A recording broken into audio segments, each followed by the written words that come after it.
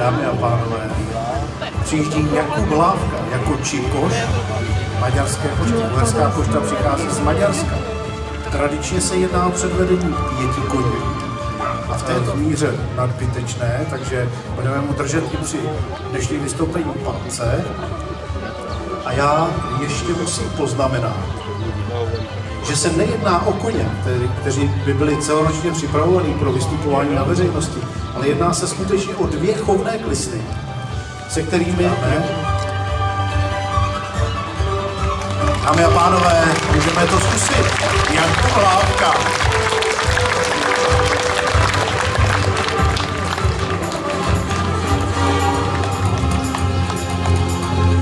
Uherská pošta.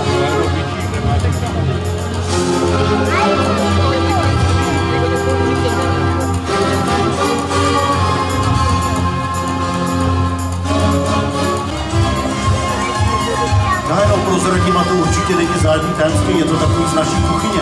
Když byla generálka, tak samozřejmě ty klisny viděli tu kavaletu možná poprvé, po druhý v životě a zkrátka tam zarazili a Jakub normálně z nich vystoupil, ale takovým způsobem, že dopadl zase zpátky na nohy, vylez na ně zpátky a jel dál. Takže to je skutečně, to je pavoučí muž.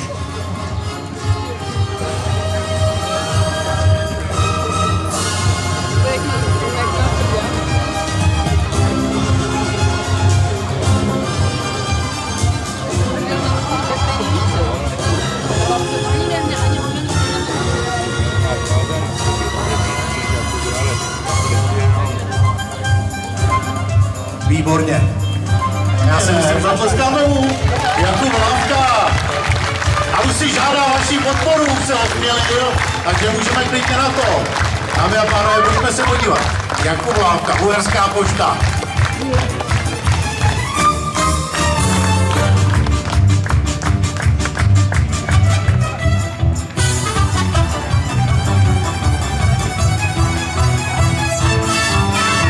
Fyzicky strašně náročný. Podívejte se na práci mnou. Jakuba Hlávky, to je tak vysilující, ale Jakub, to je skutečně pavoučí muž. A pojďme ještě pozbudit. Zaslouží si to, určitě si to dneska zaslouží. Pojď. Dámy a pánové, to byl Jakub Hlávka a jeho Uherská pošta.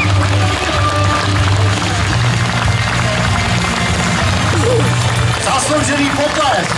Humoro, nádhera. Tak tohle nás opravdu bavilo. A tebe taky, hej, vidím, je to dobrý.